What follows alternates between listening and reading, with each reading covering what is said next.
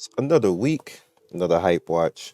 All right, so this week on Hype Watch, what we're doing is I'm going all the way back to my original format. If you guys who are OGs on the channel remember from the MMO show, all right, there's going to be 4 segments eventually. I'm working on something for that. But for right now, we're going to 3 segments. And first segment is going to be games to play. Second segment is going to be pre-registers. Third segment is this week basically going to be news across the gaming world. So right off the bat, we're going to be talking about Zolte, which is basically a MOBA. And as you can see right here, again, I'm not into MOBAs, but I heard that this one is pretty cool. For some reason, there's a lot of MOBAs coming out right now for mobile. I don't know what they are thinking, to be honest with you. There's not enough people for all that, but if they are going to make money off of it and it'd be really good, then there's no reason why it shouldn't exist.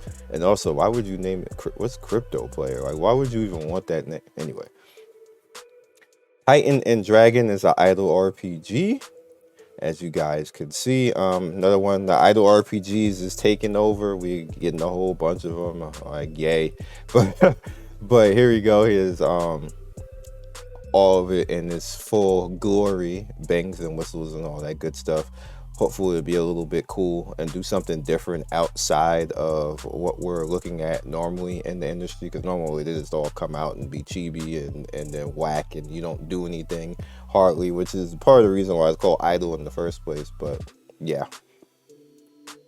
Next up, we have Silk Road Online. Now, if you guys remember, I played the Asian version of this, and it was mad nostalgia. It was cheesy looking. That's my Discord. It was cheesy looking. But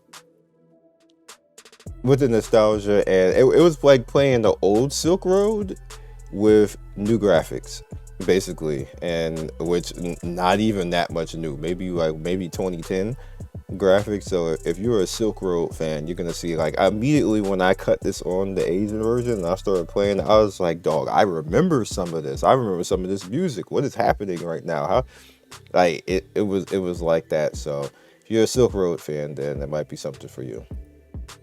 Next up, we have Airship Knights, another idle RPG, and it's one of those ones where you have to build up like baseline powers and stuff like that, and super idle. The characters just all are going to stand there and look like that the entire time.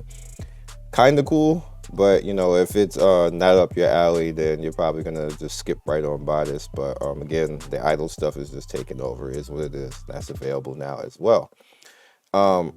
Next up, we have switching over to the pre-register side of things, The Legend of Oki. Now, the reason why we are looking at this game is that a lot of people were actually talking about this game, and it was brought to my attention that this is coming soon. It might be one of those sleeper hits and those sleeper titles that people might get into. I actually have played the Asian version, but I never recorded it because there was something wrong with me recording it.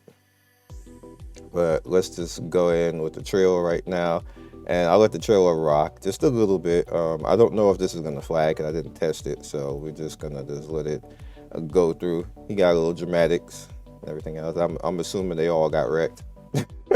Yeah. Dang, he went like Saiyan for no reason. But yeah, this is the one of the next hypes coming through. So we'll see. We'll see. I'll keep an eye on it. Definitely got the pre-register and give you guys the link so you can get the pre-register too. And hopefully be something new that we can kind of like side play. It's not going to be a main game. It's going to be a side game. Premium RPG Alpha, the Neo.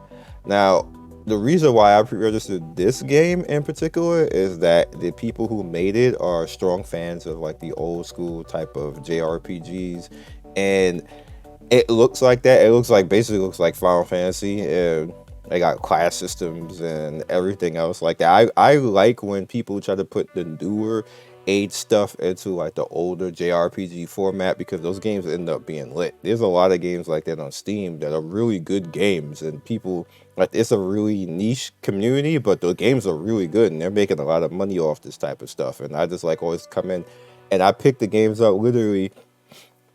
Excuse me, I never finished them because I don't have any time, but I always like to support the like little indie developers that do stuff like this because their games usually end up being really good. So yeah. Next up, we have Time Raiders. This game is getting a little bit of hype as well. It's an RPG manager. It just literally is. You can see it in the trailer and everything else, but it's getting a little bit of hype because they have a little bit of budget. Like their cinemas and the bosses, like that boss right there, the stuff that you can do actually in the game actually looks cool. There's a lot of emphasis on taking down bosses and fighting and everything else like that. So definitely look out for this one. This one might actually this one might be cool. It might be cool. We'll see. We'll see. We'll see. I'm interested. So, in another format that we're trying to move over to, like pre-register is almost pretty much over. This is news. Now, this is Full Metal Alchemist. Obviously, the swimsuit edition is going to be Riza and Winry. Literally, by the time you see this, it should already be out. But I wanted to actually put this in because, we'll see. She spiked the hell out of it. Yeah, they was going to get away. They had to show Winry being thick. Like that's all. That's all she do in the show is be thick. And the reason you never see her actually like this. So this is going to be something kind of cool as well. So we'll see if we can actually. Oh, that is amazing. I actually didn't watch this far. That's kind of amazing. So by the time you see this event will already be out, but it's not out yet on Friday when I'm doing this video. So hopefully this event will be a lot less tedious than the last one. The last event was like I just stopped doing it because it was too tedious. The game is lit, but that event sucked. The Roy and Hughes's event was annoying, but there you go. So have at it. So next up we have the Sword Art Online. Now the reason why I'm letting you guys see this one is for the simple fact that, he talks a lot about the game, and you get to see and witness what their mindset is and all it is, or what they're going for. So what they're doing is they're trying to tell an off story, and I'm not sure if that's the best way to go about doing things. The one thing I do notice is that they're using a lot of pre-canned backgrounds, and literally one of the his background right there is a pre-canned background. It's one of them is the arena pre-canned background for when you summon. So what I would like for them to do, which I'm not, I know specifically Bandai is one of the devs who watch my channel. I would like them to do more with the backgrounds. That's what takes away from the game. The backgrounds are just like JPEGs in the back and stagnant, and it just doesn't fit SAO. I know SAO isn't the most graphic game to begin with. Like even the cinema stuff that you see right now, it's not the most graphical game to begin with, but it doesn't fit what you're doing in the game. Like you just run around and wow out, especially the way that the action is in this game. The way that the counter system will carry this game. It just is. It's really fun. The counter system, it's really fun and accurate, and it feels good to actually counter and get combos off and switch in people. So that's going to carry this game. So hopefully they push for that, and they put a lot of emphasis into that and some extra mechanics behind that, and then it'll be fun. That's probably the best fun, because the normal attacks and everything else like that is literally just a normal action RPG game. So they're gonna definitely have to lean on that and lean on the character interactions to make this a game worth everybody actually playing. Next up, we have Figure Fantasy. Figure Fantasy has a event going to be called Downfall, which is the Black Rock shooter collab. Again, more waifus and everything else like that for you guys to pick up. So we'll see how that's going to go. But Figure Fantasy kind of fell off. I still think it's a cool game, but I can't make the community play the game at the end of the day. So I don't know exactly what's the problem with this, because as far as getting currency in this game doesn't have that problem as far as getting currency. Like, you can get currency in Figure Fantasy. The I think maybe the other issue is that it has a really harsh progression. Like you just hit a wall. Like you hit a wall, like you just can't do anything for days because you just hit a wall of stuff just being too hard for your content and for your characters and stuff like that. And I think that might hinder people. Girl Cafe Gun is like that, where you'll just hit a wall and it's just like, damn, I want to play, but I can't do anything right now. This feels bad, and that's unfortunate. Tower of Fantasy is going 2.0, and see, here's the thing. There's drama going back and forth on the black and gold and the flame nucleus thing about how they're refunding stuff and stuff like this. There's no right answer for that, and I hate to let everybody know that. And that's probably not going to be a very happy take for everybody to kind of deal with. At the end of the day, nobody's gonna want to hear that. They're probably gonna like, Scion, whatever, Scion, you don't know what you're talking about. Nah, they could do it right. There's no real good answer right there other than do what's best for the balance of the game. That's all they can really do. I'm gonna be summoning for Frigg. I'm gonna get her. It just depends on how hard it is gonna be, and am I gonna get to +3 like I want to.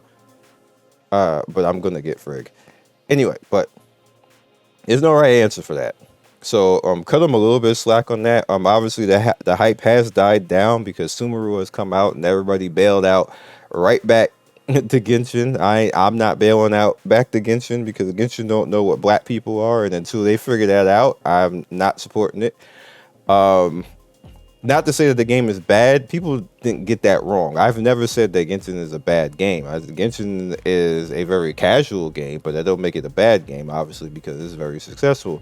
But the problem is that the devs are still stuck in that old school Eastern philosophy that they just don't seem to want to. They whitewash characters that shouldn't be whitewashed. Like you're in a character, you're basically in a zone in your own game that's supposed to have dark skinned characters, and you refuse to actually do that properly because you just either one, don't want to deal with it, don't want to properly put black people in your game, or you just haven't been in the mindset to properly do it. All of that is bad. It's not intentional though. Don't think that's an intentional thing, like they're being racist on purpose. They're not being racist on purpose. That's just the culture that they have right now. It's unfortunate. It's kind of just the way that it is. I wish it wasn't that, but it's just kind of how things are. So Tower Fantasy, I'm just gonna continue playing it and doing my thing, and it's gonna be a mainstay on the channel because I just have a lot of fun in the game, and especially when I get this character, it's gonna be even more fun to combine it with King and Nemesis. So yeah. Next up, Dragon Trail Hunter. Now, we already showed this on the channel, but I do have to talk about this game a little bit. So obviously they had the ad that made the game look like some superstar type of game, and then when you come play the game, it's something different. I get confused sometimes because it's like people forget what I actually do for a living. I signed a contract, and I think I have to remind people every once in a while. I signed a contract with I guess that you could call it an advertising company. I literally know what the company is now, but I didn't know when I first signed the contract. But I signed the contract to basically cover games, and you guys know this because I've been doing it for a very long time, and sometimes I get even exclusive coverage for games to counteract and give games proper reviews. So when you look up a game, like if you type in Dragon Trail Hunter right now, my video will be one of the first videos up, even though I'm not the highest viewed video. It's still usually one of the first videos up for exact reason. No, for exact reason. And I will tell you, Google has a lot to do with that, and that's all I'll tell you. But the reason behind that is because companies knew, including Google itself, that people were making fake commercials. and then leading you to games, and then pretty much inflating their download. Really, that's all what it does at the end of the day, because they don't make any money off of that. But what they do is get you into the game and inflate their download. And like, because you can't fake that, you can't really buy that, and it's kind of expensive to just hire people to just do that, because you're wasting the internet, and like the time is money. So the best way to actually do that, you see like that 100K downloads right there, how much of those 100K downloads do you think is actually the ad getting people to download the game? That's what they're looking for. They're trying to inflate that, and that gets people into the game. So even if you get somebody who come in like, this game ain't like this, maybe they'll stick around, and they like the fact that you could idle Monster Hunt, because essentially what this is going after is the Monster Hunter crowd, and the people who like Monster Hunter. And advertisement is big in gaming. If you can just simply get somebody into your game, maybe you can sucker them into sticking around. So my job in all of this is to basically counteract that. And I've actually had companies say that they know specifically a few devs and a few companies dislike me and hate me for that simple fact, because I counteract that. And I single-handedly counteract that. I seek out games that are misleading like that, and the advertisement company gives me games to do stuff like that. So when some of you guys say, "Hey, why are you covering this game?" It's not hype, you ain't gonna get a lot of views. It's not about getting a lot of views. I'm a game reviewer. I'm not here to hype you up. You have plenty of channels that all they do is just look for whatever is the most popular game is and throw it out there and be like, "I'm a content creator." No, you're just a hype beast. That's all you are. I dislike when people say that as content creators, to be like, "I'm a content creator," when all you do is sit there and simply look at whatever's the hype and cover that. That's all you do the entire year. That's it. That's fine, but don't sit up there and be like, "I'm a game reviewer, I'm a content creator." You're not. You're just not. You're just a hype dude. That's all you are at the end of the day. Just stop trying to be something else that you're not. You're just lying to everybody. Everybody knows anyway. It's just that people don't call out the way that I call out. Like that, people don't just say like, "What the hell are you talking about, dude? You just like, all you do is just sit there and just hype stuff. You just swagger jacker. Like what do y'all talk about at the end of the day?" And that's why when people come to my channel, they expect that. They expect that, "Oh, Sion, you covered this and stuff. Like, why you covered you giving them press like this?" Like, I'm professionally supposed to sit there and call out these companies. That's what I'm professionally hired to do. That is what I have a contract for, that I signed a contract for, that I have a literal 6-digit contract for the past 3 years. That is what I do. That is it's not about trying to be hype and trying to be like to look cool for the coolest game. It's about when random person named Mike comes into a game and sees Dragon Trail Hunter World, he goes online and he sees my video and sees that it's an RPG manager and that it's trash, and then he don't waste his time and download the game. That is what the video is for. It's not for you to be hype about what the next hype thing is. That's what HypeWatch actually is. HypeWatch is basically showing you what the hype is and how and what is cool and what is coming and stuff like that, so you can't be misled. So you can't be like, so a commercial or an ad can't do stuff like that. That is literally what HypeWatch is for. And I'm confused with people like this, because I played Dragon Trail in 3 different regions before it got to this. We played it in China, we played it in Japan, we played it soft launch, we played it beta, and now we played it. And then people was like, I watched that. I'm like, what? Like, I literally showed you this game 4 different times before it got to this point. So obviously, maybe they didn't see it on the channel, or they didn't watch me, or they're new to the channel, whatever else like that. But I'm really confused how people could get caught off guard by this game, because this is a game that been showed for a very long time. So there's no commercial that they could show me that make me think that this is going to be some hype run around like this. It's just, this is just a CG commercial, just to let you guys know when you see stuff like this, the game ain't looking like this. The game never looks like this. Monster Hunter doesn't even look like this. When you play Monster Hunter, they do stuff like this. They don't even look like that. So never fall for that stuff. So that's all I got for that. So the final hype, which that wasn't even the hype. This is the hype. This game, I'm just gonna let this game rock because I talked way too much longer. I didn't even want HypeWatch to be as long as this, so we're just gonna let this trailer rock right here, and you guys are gonna get the gist of it. And yeah, this is obviously going to be the next big thing. So I'll catch you guys next video. Enjoy the trailer and enjoy the rest of your Sunday. Peace.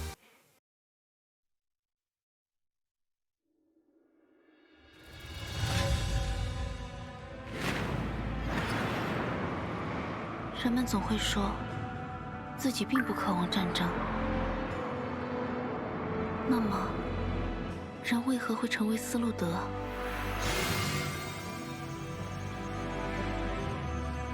倾塌的建筑，悲鸣的人群，与依旧破碎不堪的天空。每当我目睹这些场景，思考这些惨剧因何而起，我的双手都在颤抖。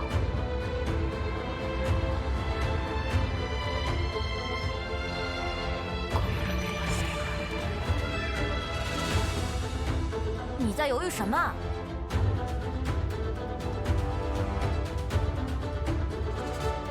天空在悲鸣，那么多人死去了，你感受不到吗？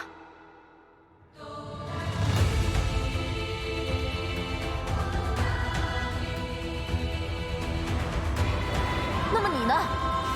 他们一样坠落，然后消失在这片异空中吗？他们从不会真正离我而去。那些光与愿望，照耀着每一个角落，今后也会存在于我侯景的晶石中，直到我坠落的那一刻，与我的愿望传递给以后的人。